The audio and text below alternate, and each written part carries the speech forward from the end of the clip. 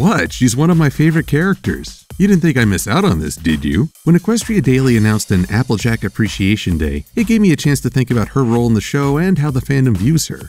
Applejack ranks low on most fan polls, and she's been labeled a background pony and half jest.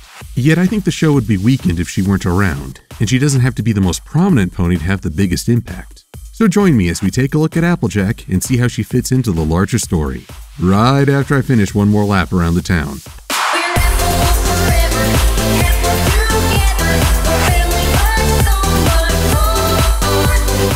When I started watching, I didn't pay much mind to Applejack. Her accent seemed more like a gimmick, and I thought she was pretty one-note. I got apple pie, apple fritters, taking more apples to my new apple cellar. Apple tarts, apple dumplings, apple crisp. I bet they're apple bucking their way through the red delicious trees. Apple crumblers and apple brown Betty.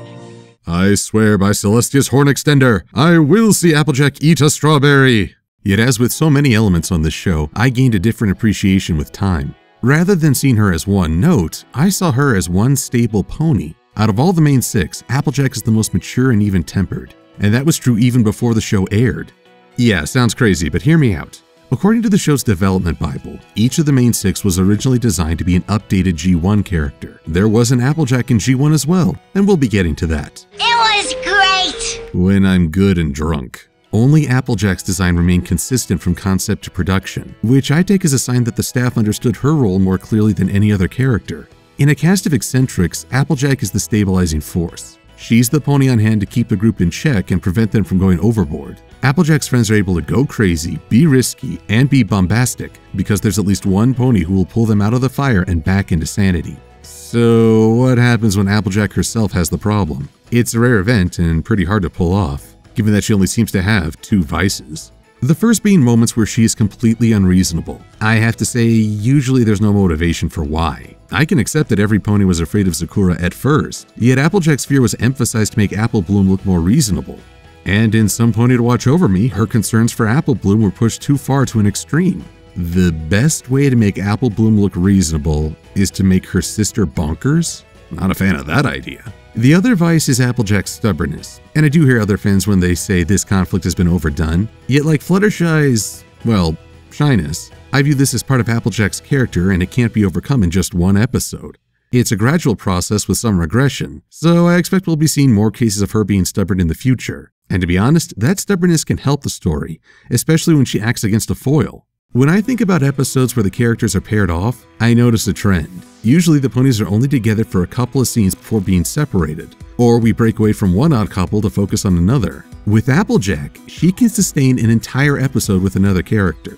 This is especially true with Rarity and Rainbow Dash. And from Pinky Apple Pie, I'd say that Applejack can match the pink pony's exuberance with her own brand of enthusiasm. The only pony who I'm not sure she can pair off with is Fluttershy, given that the only time they've come into conflict has been bats. There, Applejack's stubbornness made her seem like a bully. Hey, maybe that's something to witness in Season 5 or beyond. Applejack trying to help Fluttershy's confidence. Or Fluttershy teaching Applejack to be more patient with animals. These vampire bats are nothing but a bunch of monsters. Get back here, you thieving varmints! Apologize? He's lucky I didn't call him a varmint! Ah well, she may not get along with critters, yet I'm always glad to see Applejack interact with her 3 family members. Yeah, they're a package deal. Anything focusing upon Applejack will also feature her kin. And for some, that's a detraction since it means that Applejack will never truly get the spotlight to herself. I enjoy it since she's the member of the main 6 most likely to explore family issues, disagreements, history, the making of memories. AJ's covered a far-ranging gamut. Rarity and Sweetie Belle had the best sister-themed episode in my eyes. Yet even there, Applejack and Apple Bloom helped to show the range of dynamics between sisters. My only regret is that the show hasn't covered a lot of Applejack's relationship with Big Macintosh. I get that this show is aimed at girls and therefore be inclined to talk about sisters, but here's the thing. Girls can have brothers too. Even if that doesn't happen, we get to see little dynamics that still make the Apple family fun, for which I'm grateful. Because there's another aspect to Applejack that I enjoy, the fact that she lives for Ponyville. At first, it sounds like Applejack has the same issue I mentioned with Flash Sentry, being defined by relationships. Yet I think it's something different with Applejack. I can define Applejack's character. Direct, honest, hardworking, very traditionalist, sometimes inflexible. Can't do that with old Flash in the pan. I think is more a question of setting. As the head of the Apple family, Applejack is closely tied to the town. I'd go so far as to say she's the heart of Ponyville. I think that's why so many of her episodes revolve around stubbornness. Rather than trying to show her facing a lack of power, we see her having to let go. Problem is, that can be less endearing than seeing a character hit rock bottom. Only 2 episodes have shown her truly out of place. The last roundup was the only episode to send her away from Ponyville and therefore away from her power base.